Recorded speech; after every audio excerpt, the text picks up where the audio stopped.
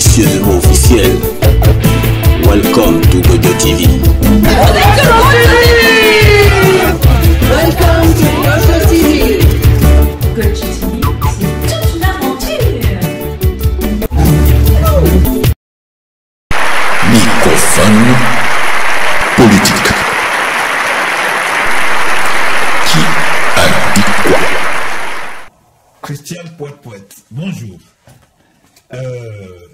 Toujours insoumise? Oui. D'accord. Bientôt, c'est les élections en France.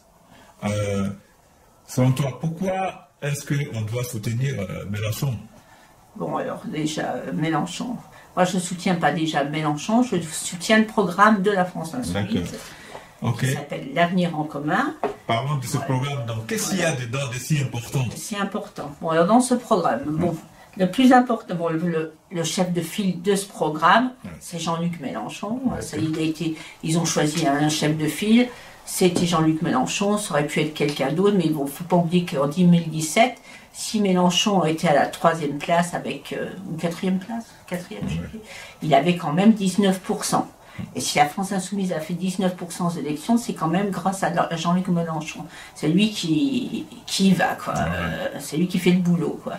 Et donc, et ce programme, il est complet. C'est un programme qui voit toutes les facettes de la société. C'est pour ça que j'ai été, parce qu'il y a certains partis politiques qui se basent que sur un problème. Mais avec ce programme, on voit toutes les structures de la société. Et en France, il y a beaucoup de travail à faire. La chose la plus importante dans le programme, c'est la création de la 6e République. C'est qu'il faut finir avec cette République de corruption, de privilèges, et refonder une nouvelle constitution. C'est la base du programme. Mélenchon est élu et on fait la constituante. Et cette constituante, c'est la première partie du programme. C'est créer une nouvelle république. Alors dans cette nouvelle république, il va y avoir... Déjà, le mode de l'élection sera différent. Ça sera une élection, pas au suffrage universel, ça sera une élection à la proportionnelle. Ça veut dire que tous les partis politiques seront représentés dans l'élection. Il y aura une... Et ça ne sera plus le président, la personne la plus importante de la République, ça sera l'Assemblée nationale. Parce que ça sera les parlementaires et avec ces parlementaires, on fera la nouvelle constitution. Et dans la nouvelle constitution, il y a tout le programme.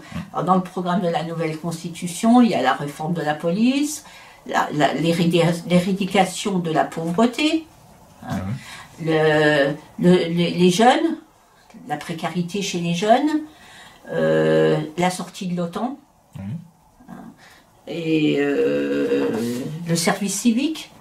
C'est vraiment des choses, l'égalité homme-femme dans le travail. Quand tu travailles, un homme ou une femme, tu fais le même travail, tu dois avoir le même salaire.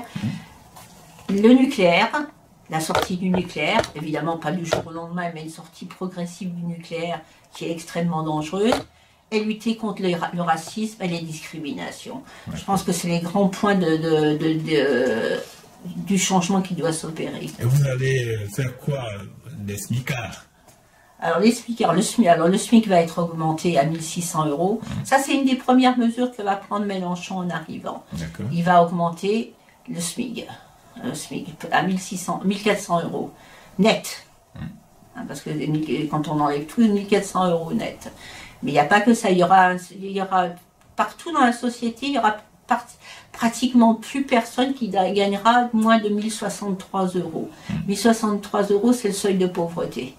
C'est déterminé, c'est le seuil de pauvreté. Et ce que veut faire la France Insoumise, c'est donc qu'il n'y ait plus personne en dessous de ce seuil de pauvreté. Que tu sois retraité, que tu sois étudiant, que tu sois en formation, que tu sois retraité. Donc, et chômeurs. Parce que les chômeurs, il y a vraiment... Parce qu'il faut vraiment s'occuper du chômage. Et les chômeurs font partie aussi de la société. Voilà. Et puis, la réforme, le SMIC, mais la réforme de la police. C'est vraiment quelque chose d'hyper important, tu vois. La police, la justice, une justice à 2 vitesses, une police qui tape sur tout le monde. On est dans quel pays, là? On est dans un état totalitaire, je dirais. Qu'est-ce que vous allez faire des jeunes, des étudiants et la jeunesse? Alors, donc la jeunesse, les jeunes qui étudieront, mais ça sera aussi par rapport aux revenus des parents. Hein. Ce n'est pas tous les jeunes qui vont avoir 1063 €. Ça ne sera pas le fils de monsieur machin qui gagne plus de 400 000 € par an, il n'aura pas le droit à ce système. Ça sera un système pour les plus pauvres quand même. C'est pas pour tout le monde. Hein. Il y aura... Et donc pour ces plus jeunes, donc, les étudiants ils auront 1063 €. Ceux qui peuvent pas, qui ont une bourse, je pense, maintenant la bourse va être, il y aura plus de bourse, ça sera 1063 € pour que les étudiants puissent étudier. Parce qu'un étudiant qui travaille, il ne peut pas étudier correctement.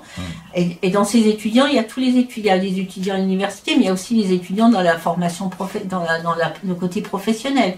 Hein, toutes les études professionnelles. Il y aura l'apprentissage qui va être supprimé, qui sera remplacé par autre chose aussi. Et les autres jeunes qui sont en difficulté, il y aura un service, s'appelle un service civique. Et ce service civique, ils seront aussi rémunérés à 1063 €. Ils pourront passer leur permis de conduire, faire des formations. Tout ça gratuitement. À plus de leurs 1063 €. Ah ouais. À partir du moment où ils seront dans ce système, ça sera gratuit, c'est l'État qui prend en charge. Et aussi des emplois jeunes, mais je ne sais pas combien d'emplois jeunes, et qui seront payés par l'État. L'État va mettre la main à la pâte. Alors donc pour pouvoir faire ces mesures, il faut des sous. Donc pour avoir cet argent, c'est restaurer l'ISF, l'impôt sur les grandes fortunes, imposer les riches, au-dessus de, c'est combien? Au-dessus d'un certain, de 400 000 €. Au-dessus de 400 000 €. Au-dessus de 400 000 € par an de revenus. Donc tu payeras 100% d'impôts, point. C'est comme ça. Et il y a aussi l'histoire de l'héritage, au-dessus de 12 millions. Quand tu as un héritier et que tu touches plus que 12 millions, l'héritage au-dessus de 12 millions ira aussi à l'État. Et ces sous serviront pour les jeunes, surtout pour les étudiants, pour pouvoir mettre en place tout ce qu'ils ont décidé pour la jeunesse. Ça sera surtout l'impôt sur la fortune. L'impôt sur la fortune et l'impôt des gens qui gagnent beaucoup d'argent. Là, il a bien décrypté et bien dit ce qu'il voulait faire, où il prend l'argent et où il le distribue, quoi. Et puis après, il y a d'autres secteurs qui seront aussi la santé. Il faut remettre du personnel dans les hôpitaux. En plus, ils ont détruit, je sais pas combien ils ont supprimé, je sais pas combien de lits pendant le Covid, pendant une épidémie, personne n'était prêt. En France, il y a quand même beaucoup de morts du Covid. Hein. Il y avait 120 000 morts, 120 000 morts en France.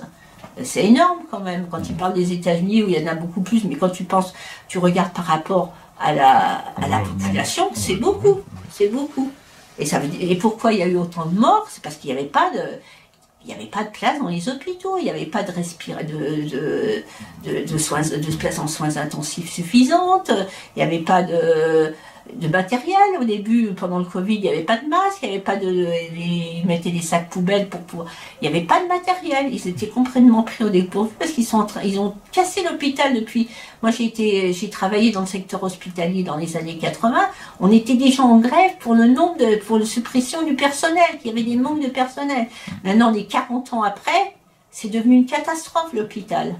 Plus personne ne veut travailler à l'hôpital. Les infirmières sont trop mal payées, c'est dur. Tu as des heures supplémentaires, tu ne peux jamais les prendre. Tu ne peux même pas prendre tes RTT, c'est dramatique ce qui se passe à l'hôpital. Et le Covid, ça montre vraiment que notre système de santé, il s'est cassé la gueule. Ça, c'est clair. Comme ça peut rentrer dans le bilan du président actuel, non? Bon, oui, de toute façon, on va parler du bilan de Macron. Le nombre de lits, alors je vais prendre mon petit papier. Je vais vous dire 8 millions de pauvres. Hein.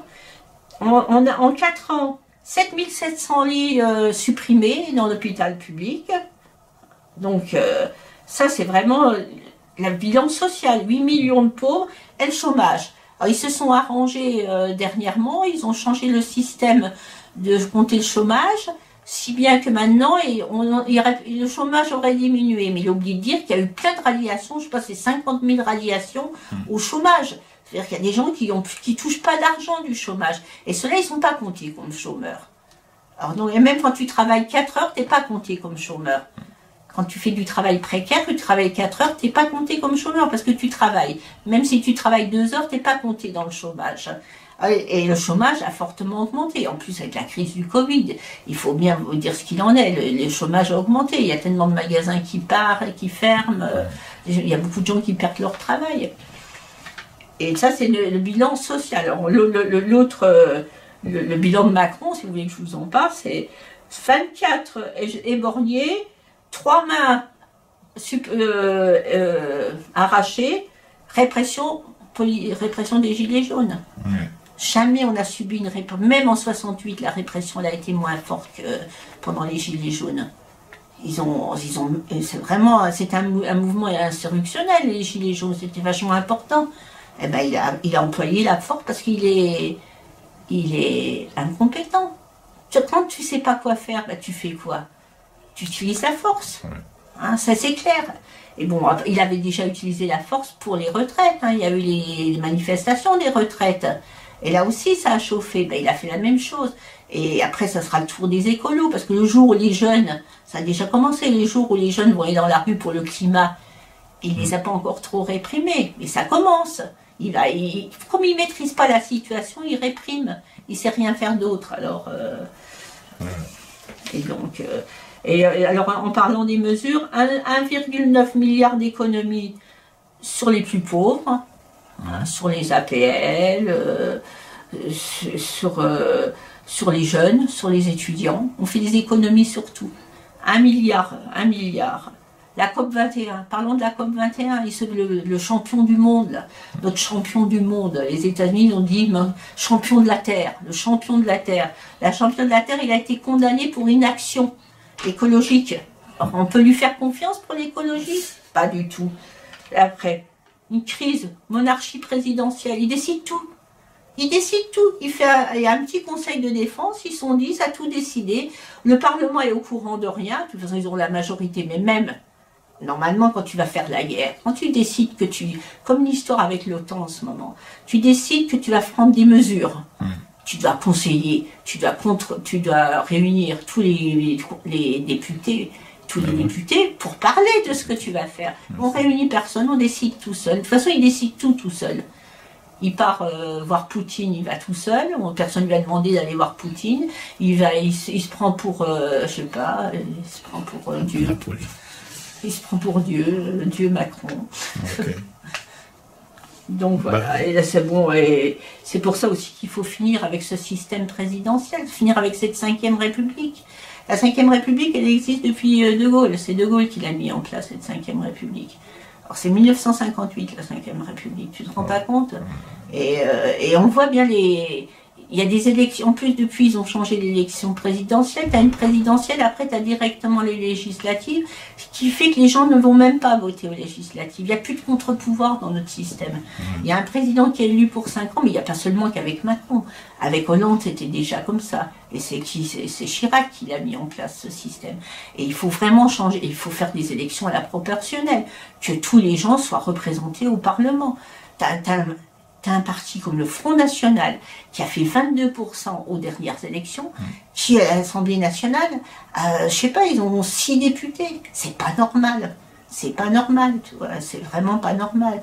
Il faut faire il faut changer le système. Il faut faire le même système qu'il y a dans toute l'Europe, avec des coalitions. C'est pas dire que ça marchera mieux, mais au moins tout le monde sera représenté à l'Assemblée nationale. Alors, comment est-ce qu'on peut faire? De tout ça, comment est-ce qu'on peut faire pour mettre en pratique ce bon programme que tu viens de nous dire? Et puis la constituante, il faut changer il y aura une constituante, et cette constituante, elle va permettre de faire une nouvelle constitution. Et pour pouvoir faire ça, il n'y a qu'une solution, c'est d'aller voter. Il faut aller voter. Bon, les gens qui ne sont pas inscrits, maintenant c'est trop tard pour la présidentielle, c'était jusqu'au 4 mars, mais on peut toujours s'inscrire pour les élections législatives. Les élections législatives, c'est le contre-pouvoir à la présidentielle. Donc il faut aller voter, et la rue, on a vu ce que ça donne, la rue. La rue, on n'y arrivera jamais, ils sont plus forts que nous. Alors donc on peut tous aller dans la rue, et puis il y a des gens qui ne vont pas dans la rue. Il faut, le vote, c'est la seule manière. Dans nos démocraties, il n'y a que comme ça qu'on peut changer. Sinon, ben voilà, on va tous pleurer. C'était l'appel de Christiane Poète-Poète. Bah, quelle télé, télé, moi je passe pas sur des télés, moi. Non mais...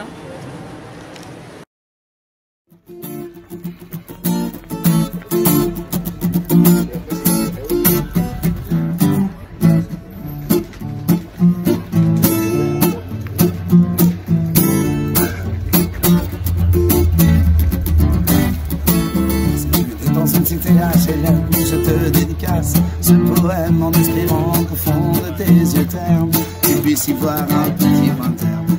Et les mains de faire la part des choses, il est grand temps faire une pause après tout. Cette fille rose entre le parfum d'une rose. C'est l'hymne de nos campagnes, de nos rivières, de nos montagnes, de la vie manne, du monde animal, de bien forest et cordes vocales. Pas de boulot, pas de diplôme, mais partout la même odeur de zone. Plus rien n'agite tes neurones, pas même le shit que tu mets dans tes cônes. Va voir ailleurs, plus rien ne te retient. Va vite faire quelque chose de tes mains. Ne te retourne pas, et si tu n'as rien, sois le premier à chanter ce refrain. C'est l'hymne de nos campagnes, de nos rivières, de nos montagnes, de la vie manne, du monde animal, de bien forest et cordes vocales. Assieds-toi près d'un vieux chêne quand tu parles à la race humaine. L'oxygène et l'ombre qu'il t'amène hérite les coups de hache qui me saignent.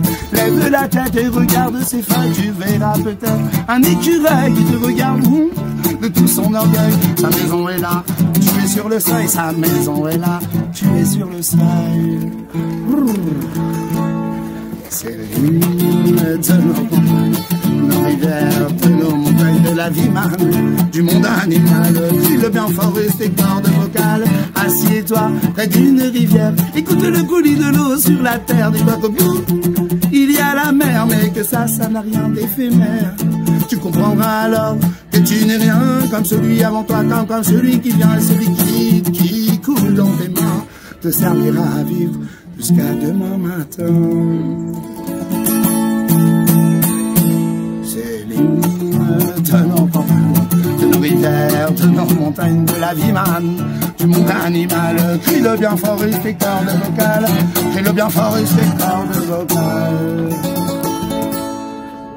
Peut-être que je parle pour ne rien dire, que si tu m'écoutes tu as envie de rire. Si le béton est ton avenir, dis-toi que c'est la forêt qui fait que tu respires. J'aimerais beaucoup les animaux, que tu captes le message de mes mots. Car un lopin de terre, une tige de roseau, servir à la croissance de tes marmots, servir à la croissance de tes marmots.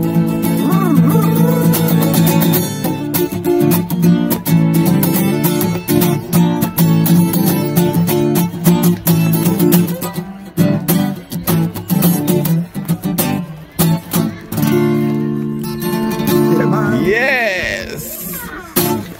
Merci Seb.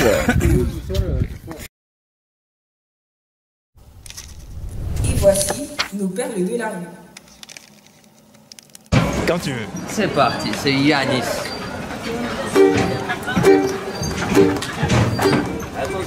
Ouais. Ah ouais, on peut y perdre la tête. Eh ouais. Et parfois, c'est chouette de perdre sa tête. Parce qu'on n'a plus le droit de boire son café debout. Et peut-être même que demain faudra le boire à genoux. Et que moi je vous avoue, ça me rend fou. Attention, ça me rend complètement fou. Parce qu'ils ont essayé d'interdire la danse, ce chemin direct vers la transcendance. Parce que moi je vous avoue, je n'y vois pas grand sens. Pas de chance, pas de sens, pas de chance. Parce que je veux garder le cœur d'un enfant, parce que c'est celui d'un géant, encore innocent. Pas si innocent que ça, non. Parce que l'on se teste, puis l'on se déteste. Parce que le gouvernement, parce que la République est à la République. Et damnation, parfois c'est la damnation. Parce que je suis sur la voie pour trouver ma voie. Alors toi dis-moi si tu la vois, elle se cache quelque part en grand fracas. Je suis juste là, je cascade en éclats, en fracas de rire, je murmure à tout bas. Je chante quand t'es là, c'est comme ça j'ai perdu J'ai perdu ma voix, voix, j'ai perdu ma voix. À la recherche de ma muse, qui s'amuse avec mon âme qu'elle use. Moi je m'amuse à regarder ma muse qui s'amuse avec mon âme qu'elle use. À la poursuite des sirènes, à la police, je suis poursuivi par les sirènes de la police. C'est comme ça, à poursuivre les sirènes à la police, on finit poursuivi par les sirènes de la police. Police, mais quel délice, jeter les dés, le grand hasard cosmique m'a renvoyé brutalement. Les pelotes de la destinée étaient coincées. Le vieux farceur était d'humeur blagueur, il décida un beau matin d'inventer le malheur. Parce qu'il n'y a pas de joie sans souffrance, sinon ça n'a pas de chance. Y a rien qui dure sur cette terre, alors chante avec moi cette terre. Je t'aime mon frère, si tu s'aimes et que je s'aime. Et ça veut dire qu'on s'aime déjà, ou bien qu'on s'aimera. Parce que si tu sèmes de la joie sous tes pas, moi je sème les graines de mes peines et mon sourire dans tes éclats de rire. Faut que je m'arrête, je peux plus m'arrêter. La vie m'a enflammé, c'est du sang qui coule dans mes veines. Je peux plus m'arrêter, mais y a qu'une seule chose à faire sur cette terre. Pour moi tu le sais, c'est de chanter cet air, ou bien alors d'apprendre à me taire.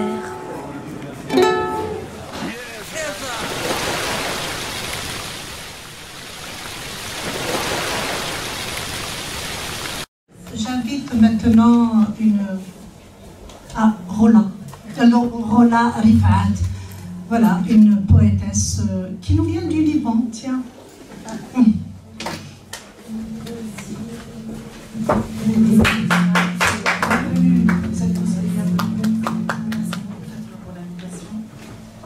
Alors, éphémère, c'est un thème qui est tellement vague, mais je vais l'expliquer à ma façon. Merci. Juste une petite image pour qu'on suive un peu mon imagination. Une étoile est éphémère. À son ombre, la fleur est éphémère. C'est aussi une étoile pour moi. Dans la grotte, quelque part, dans chaque soi, chaque part demeure notre cave intérieure. Et une flamme qui s'envole, qui s'enflamme, qui s'éteint quand il n'y a plus rien. L'esprit perd sa foi, éphémère. Elle se cache derrière tout ce qu'elle a perdu, dans le temps, les regrets d'hier, éphémère. Cette étincelle entre les mains, traversant l'étang des peines, dans les yeux, elle s'exclame, éphémère, l'âme et l'amour éternel. Éphémère, comme ces étoiles, qui s'étalent comme des graines, poussant des ailes aux fleurs, éphémères, pour sortir, rattraper l'air, défiant la pesanteur, éphémère. C'est la force de la vie, au fil de l'eau vive d'Éden. Un instant s'attrape et se perd comme une pincée de vent.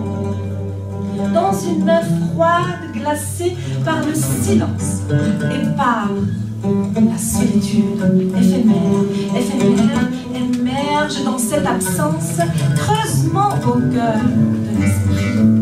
Se réfugie le temps, la mémoire, grise, figée comme une pierre éphémère.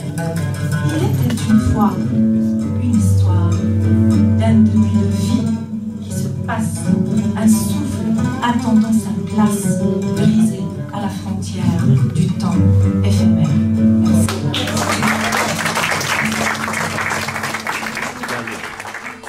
Flore présente la peintre Élise Devaux-Sango.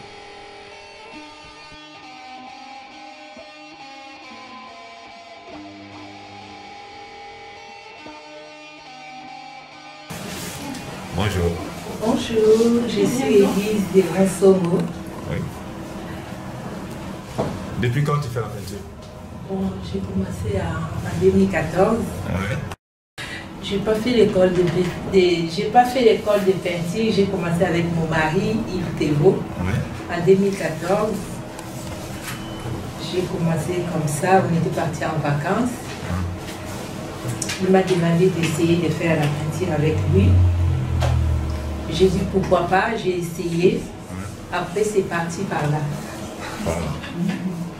C'est un bon prof, hein? Oui. C'est une bonne. Tu t'inspires de quoi faire ça? Parce que ça, c'est pas. C'est atypique, voilà, merci pour le mot. Je sais pas, il y a des idées qui me viennent comme ça aussi des fois. Des idées africaines aussi, j'essaie de mélanger les tissus africains. Mes tableaux, ça présente la joie, la paix, l'amour. Ouais. Et elle en fait tellement qu'il faut que... Ouais. Et tout ça, tu as combien de tableaux maintenant à ton équipe? Je ne sais pas vraiment le nombre que j'ai, peut-être dans les 1000, je ne sais pas. Tu fais combien de tableaux par jour? Je peux faire des fois 5, ça dépend de l'énergie des fois. Ouais. Je peins beaucoup, je ne sais pas, ça dépend. D'accord. Et si on veut, pour les gens qui sont intéressés, qui aimeraient acheter, où est-ce qu'on peut trouver? À part là, c'est exposition, ça va durer combien de jours là? Ici, je suis là jusqu'au 30. Donc, si les gens veulent me trouver, c'est à la Garenne. Oui, il faut nous donner l'adresse exacte. C'est 23 rue Pasteur à la Garenne, Colombe, 92 500. 92 250 la Garenne. D'accord. Il y a un site, il y a Instagram aussi. D'accord. Avec le nom des livres. Ok. Je ne vais pas aller trop loin parce que tu es comme moi, tu me parles très peu. Je vais dire merci et puis je vais passer à celui qui était malade pour nous donner les détails qui restent. D'accord? D'accord. Merci beaucoup, Elie. Merci. Eh bien, je suis le prof et le mari. Oui. Mais voilà, je suis pas aussi d'ailleurs, par ailleurs. Mais, Au départ. Et au départ, en fait, Élise, on ne s'est pas du tout rencontrés par le moyen de la peinture. Hein. En fait, c'est comme j'avais emmené mon matériel en vacances et que j'avais envie de peindre, je voulais pas qu'elle s'ennuie. Je lui dis, essaye avec moi. Et c'est là que, en fait, les premiers essais que je lui ai fait faire, j'ai vu qu'elle avait un très bon feeling. Elle avait un sens plastique, un sens de la gestuelle, un sens de la matière tout de suite. Et ce qui m'a le plus étonné, c'est que l'année suivante, donc elle a peint un petit peu la première année, et l'année suivante, j'étais parti animer des stages de peinture. Et pendant 15 jours, elle n'avait pas pu me suivre parce qu'elle n'avait pas de vacances, donc elle était restée à la Garenne. Et quand je suis revenu de stage, en fait, elle m'avait dit, comme tu n'es pas là, et que le soir je ne sais pas quoi faire, je vais à l'atelier et je peins. Alors j'étais assez étonné. Et quand je suis revenu après 15 jours de ça, j'ai découvert des dizaines de peintures. J'étais complètement estomaqué, même des grands formats aussi qu'elle avait fait toute seule. Alors qu'elle avait fait juste quelques peintures avec moi, elle avait fait un stage. Et bon, elle avait déjà fait des trucs sympas, mais je ne pensais pas qu'elle allait tout d'un coup, toute seule en 15 jours, reproduire. Je sais pas, elle avait peut-être fait 20 ou 30 peintures en 15 jours, mais des choses qui avaient vraiment de l'énergie, de la puissance, enfin comme les choses qu'on voit là. Puis en fait, ce que je remarque avec Élise, c'est qu'elle n'a pas un effet de style sur lequel elle va s'accrocher, puis qu'elle va dérouler des peintures et des peintures. Non, en fait, elle essaye un petit peu dans tous les sens, c'est-à-dire que si elle trouve un nouvel outil, un nouveau matériau, nouvelle couleur, elle essaye, c'est-à-dire qu'elle ne se pose pas la question de savoir si elle va réussir ou elle va rater. Hein. Tout ça, elle fait, elle défait, elle refait, et c'est plus sa façon de peindre. On sent que elle joue pas à l'artiste, à celle qui veut avoir l'air d'être peinte. Non, elle fait des tas de peintures juste pour le plaisir. Puis si elle est fatiguée, elle arrête. Mais parfois, je suis largement fatigué avant elle. C'est que quand on est à l'atelier, moi des fois je rentre à la maison, mais elle va s'attarder 2-3 heures de plus. Là. Le petit génie en elle. Voilà. Et donc c'est vrai que moi je suis toujours émerveillé parce qu'elle peint d'une manière radicalement différente de la mienne. Alors déjà, je veux dire, même si c'était moi le prof au départ, en fait, disons que mon enseignement c'est quand même plus d'essayer de faire comprendre aux gens tout le potentiel qu'ils ont que de leur dire comment il faut faire. Moi je ne donne pas tellement de conseils, en fin de compte. Vous la mettez en route, quoi. J'accompagne les gens, j'essaie de voir de voir en quoi ils sont bons. Mais avec Élise, j'ai été servi, hein, parce que c'est en mon absence, pendant que j'étais en stage, tout ce qu'elle a fait, c'est ça qui m'a fait vraiment acquérir la certitude qu'elle avait un don. C'est-à-dire que pour peindre comme ça toute seule, avec aussi peu d'expérience, et faire toutes ces peintures, mais sans me demander de conseils ni rien, quoi. C'est-à-dire que voilà, elle y allait. Elle ne s'inquiète pas de savoir si c'est beau, pas beau, bien réussi. Non, elle fait. Et en fait, dans l'ensemble, en fait, la plupart du temps, ça tombe parfaitement juste. C'est plein d'énergie, c'est plein de vitalité. Voilà, c'est comme ça qu'on parle d'autodidacte, non? Oui, elle est vraiment, on peut dire, autodidacte, hein, même si je lui ai mis le pied à l'étrier, mais en fin de compte, comme toujours, en fait, moi, dans ma façon d'enseigner, c'est plus les qualités propres des gens qui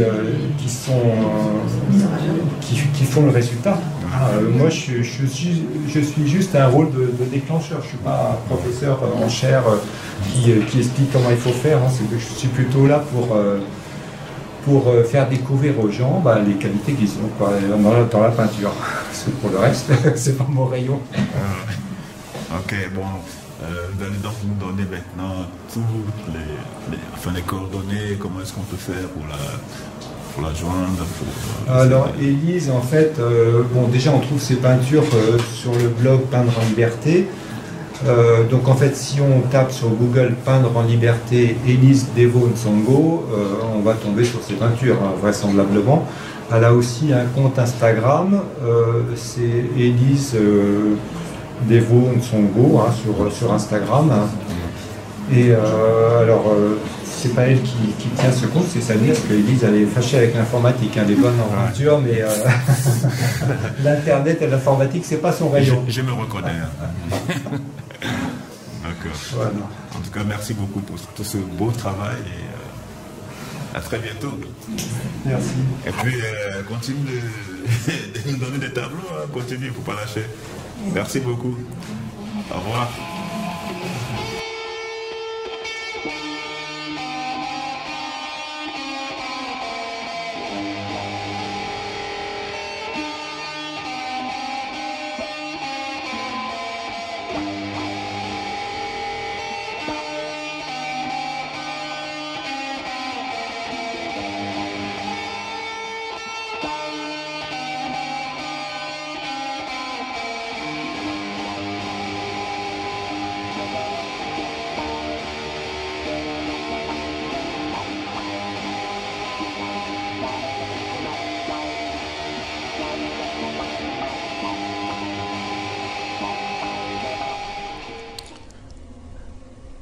La faille. Bonjour. On se perd dans nos histoires.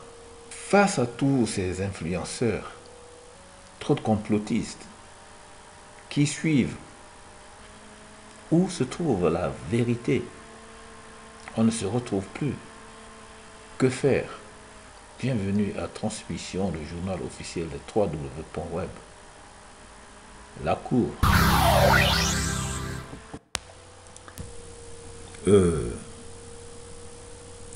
Complotiste ou influenceur. Personne d'autre que toi ne détient la vérité dans ton histoire personnelle. C'est toi. Il n'y a que toi face à toi-même. C'est toi l'acteur principal. Tu es le personnage principal de ton histoire personnelle. D'accord. Raisonner par soi-même. À bientôt pour une autre idée. Au revoir.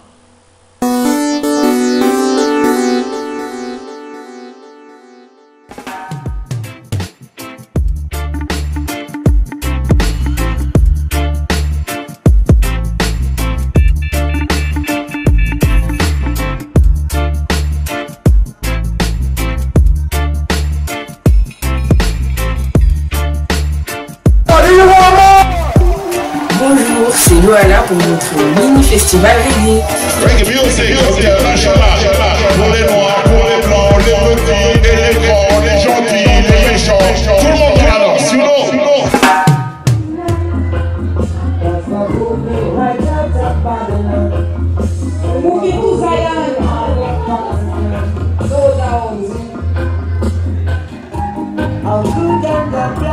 Maintenant, on a le plaisir, la chance, l'honneur de pouvoir accueillir Queen Amrita. C'est une femme qui a ouvert, entre autres, le local, le Ethiopian World Federation à Paris en 1982. Elle est anthropologue. Bien sûr, elle travaille pour Rasta. Et elle est là, aujourd'hui, pour nous. Elle va intervenir sur le thème du corps, l'enfant et le Nyabingi. Yes, I. Je vous remercie d'être là, de vous rapprocher, parce que nous sommes là pour échanger. On ne peut pas faire les choses seuls. Donc on va faire les choses ensemble, encore une fois. Je vous remercie de vous rassembler. Et on va laisser la place à la sœur. Rastafari. Ceux qui avaient déjà entendu ma causerie sur le reggae, je vous avais dit c'est le secret caché à l'intérieur du reggae, le battement du cœur. Donc, lorsque la femme est en état de Shaddai, il se passe un phénomène que j'appelle le métissage. Pourquoi? Parce que lorsque le sperme trouve une ovule, quelle que soit l'origine des personnes, je fais une digression, de là-haut, les anges, quand ils transmettent nos prières à Dieu, ils ne voient pas nos couleurs. Qu'on soit bleu, vert, noir, jaune ou violet, ça n'a aucune importance. Eux, ce qu'ils voient, c'est la lumière qui est à l'intérieur de nous. Je voudrais que vous pensiez à ça, tous. Le métissage, c'est l'acceptation de l'autre. Et le principe du métissage, c'est les 3 S. Le soi.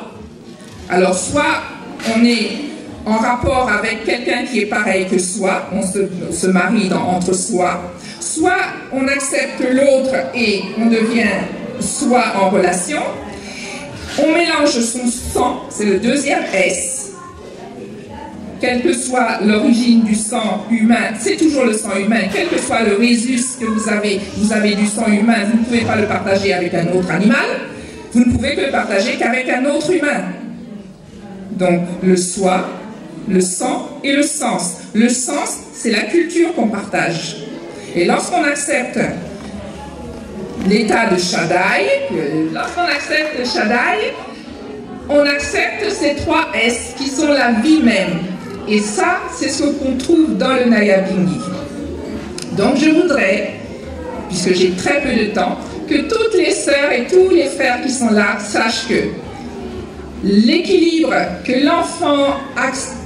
auquel l'enfant a accès lorsqu'il est dans notre ventre et peut être développé en écoutant du Nyabingi. Parce qu'il a notre propre cœur et il a le cœur de la musique. Comme je vous ai dit au départ, l'enfant sent, ressent, boit, mange tout ce que la mère boit, sent, ressent, mange et boit. D'accord? Donc, je voudrais qu'on se pose des questions sur qu'est-ce que nous faisons actuellement de nos corps. Nous sommes le plus fragile des mammifères. L'enfant humain, lorsqu'il naît, il n'est pas capable de se débrouiller. Tous les autres animaux, en quelques minutes, parfois, ils sont debout. Ils têtent, ils courent, ils galopent. Nous, non. Il nous faut un bon moment et beaucoup de soins pour faire grandir nos petits-enfants. Donc prenons-en soin et essayons de garder des corps réels et non pas des corps virtuels. Voilà, je vous remercie et je vous souhaite une dernière chose, c'est qu'il est très âgé maintenant, mais je prie Jack qu'il puisse revenir pour donner les vibes, pour qu'on puisse avoir un concert de Ras Michael. Écoutez son disque Rastafari, écoutez son disque Son of Negus. Merci. Si vous avez des questions, je vous écoute.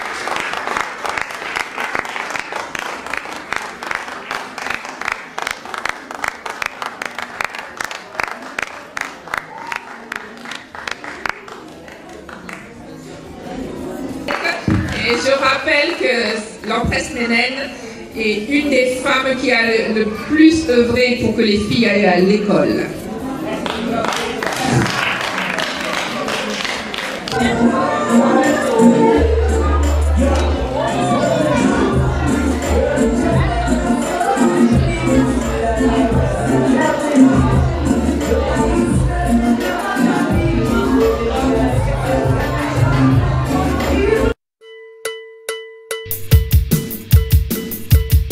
À bientôt sur Gojo TV.